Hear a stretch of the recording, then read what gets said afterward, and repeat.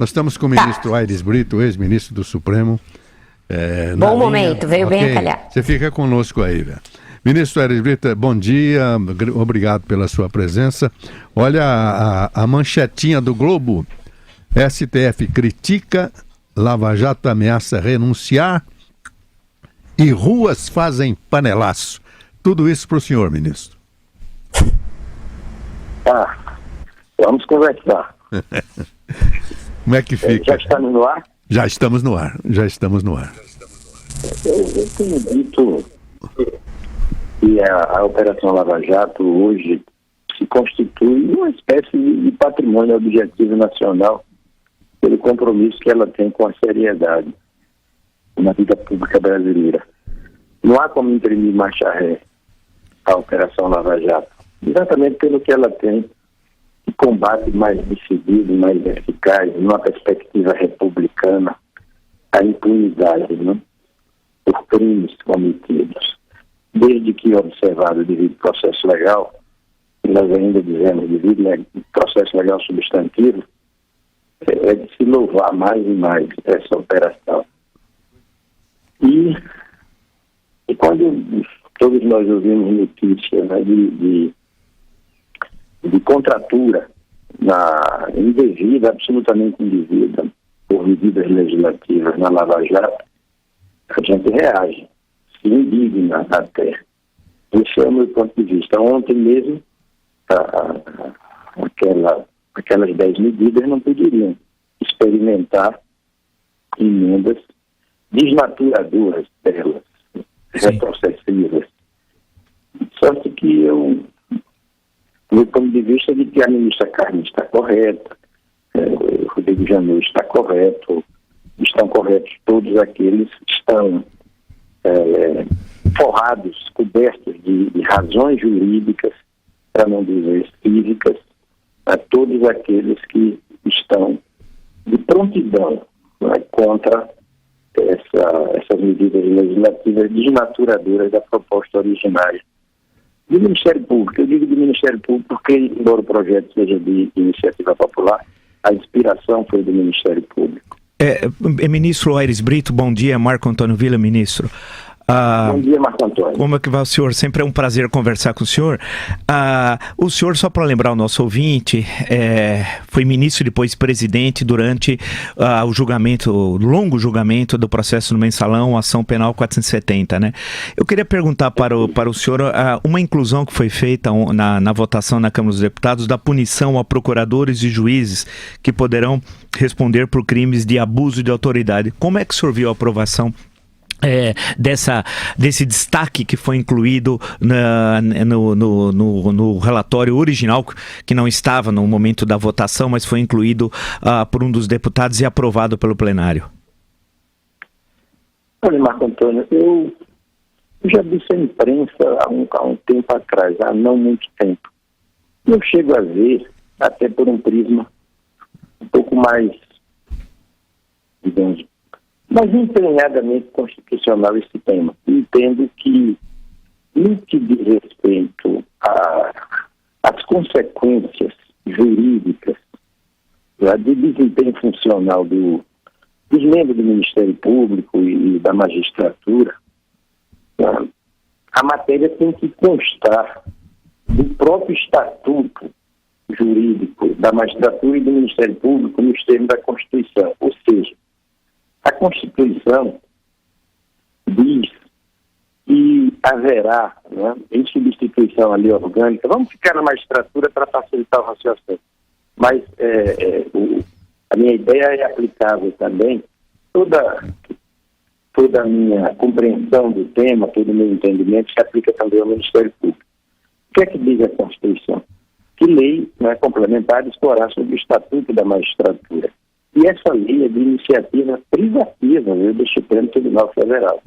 Então, toda e qualquer consequência do desempenho da função de magistrado tem que constar dessa lei, dessa centrada, focada na lei que a Constituição chama de Estatuto da Magistratura.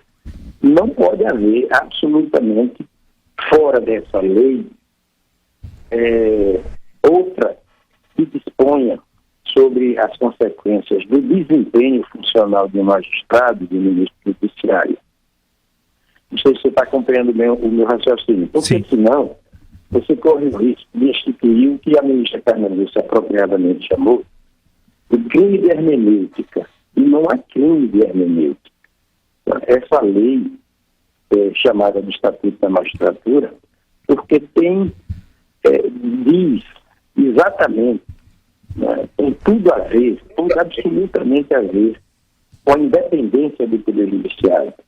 O Judiciário goza, assim como o Ministério Público, de duas independências. Uma política frente aos outros poderes e outra eminentemente técnica, né, frente a qualquer outro poder e no interior da própria instituição. Um magistrado perante o outro, um Ministério Público perante o outro. Então não pode haver dispersão legislativa, né, pulverização de textos legislativos sobre a magistratura e o Ministério Público. Tudo é concentrado, tudo é estruturante, concentradamente estruturante de uma instituição e da outra. Então, sou até mais radical. Em rigor, radical no bom sentido, técnico. Isso. Bom dia, Magalhães, tudo bom? Alô, alô? Oi, ministro, está ouvindo? Oi, ministro, é a Vera Magalhães, tudo bem? Ah, é a Vera. Como vai, Vera? Tudo bem? Eu vou bem, e o senhor? Prazer ouvi-lo logo de manhã, ministro. Eu queria ouvi-lo sobre uma questão um pouco mais institucional, não tanto constitucional, ministro. A gente assistiu ontem o Procurador-Geral da República, a presidente do Supremo Tribunal Federal, os coordenadores da Força Tarefa da Lava Jato, associações de juízes e de procuradores, todos se insurgindo contra o que a Câmara praticou. Não obstante isso, o Senado tentou levar adiante a manobra e aprovar uma urgência. O senhor acha que o Brasil está à beira de uma crise institucional? Os poderes estão em guerra? E o que os homens públicos e os representantes desses poderes deveriam fazer neste momento para serenar os ânimos e tentar levar o país de volta aos trilhos da normalidade institucional, ministro?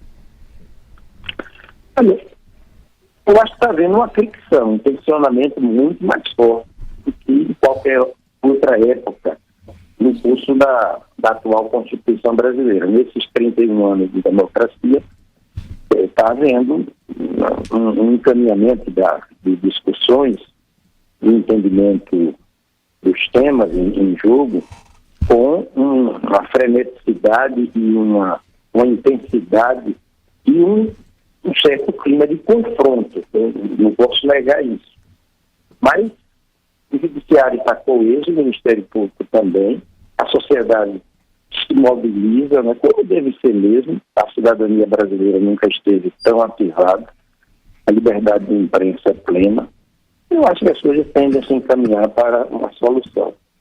E não se pode, né, eu sempre digo isso, Marco, Evaldo, eu sempre digo isso.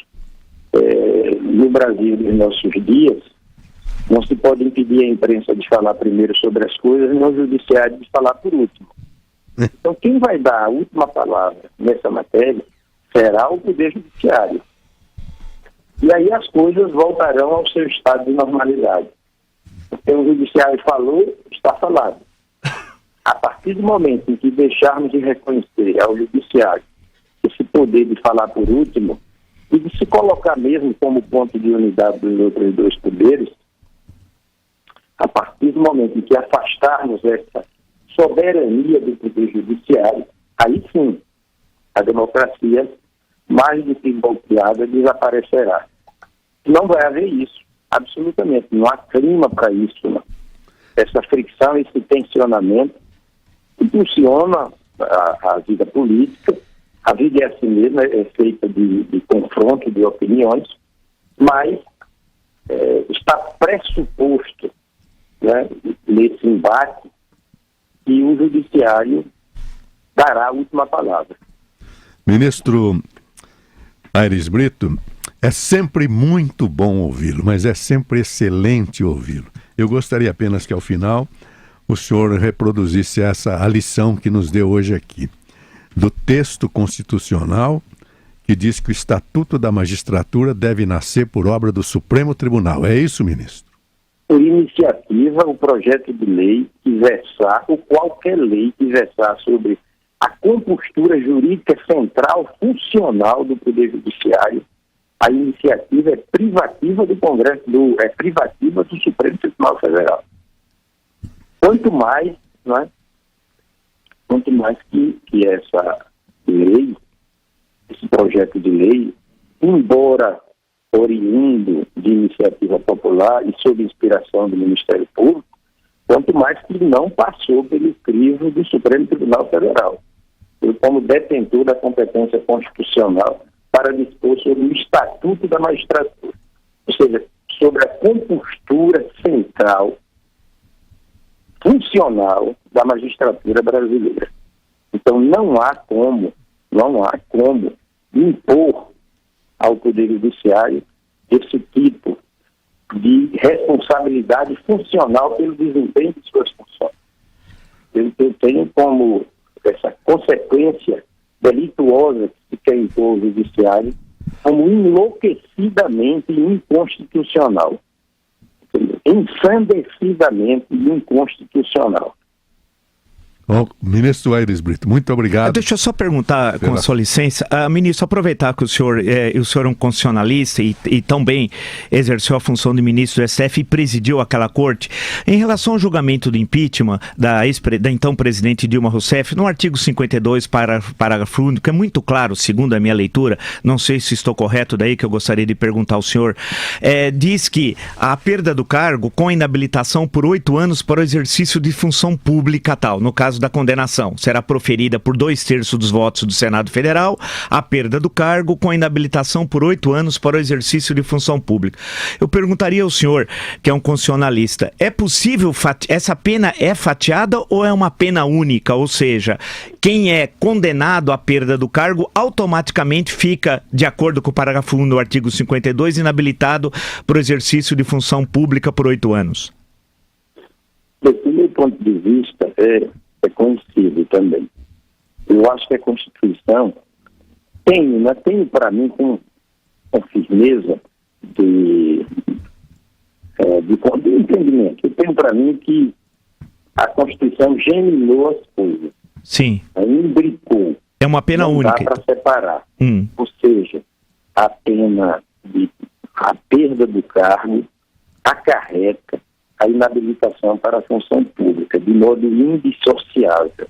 As coisas, quando se decide, quando o Senado Federal decide pela perda do cargo de um presidente da República, seja ele quem for, num processo de impeachment, né, sobrevém de modo geminado, absolutamente associado, a segunda consequência, que é a inabilitação para a função pública por 8 anos. Não há, portanto, Marco Vila, à luz da Constituição, a meu sentir, a meu juízo, como separar as coisas. Obrigado.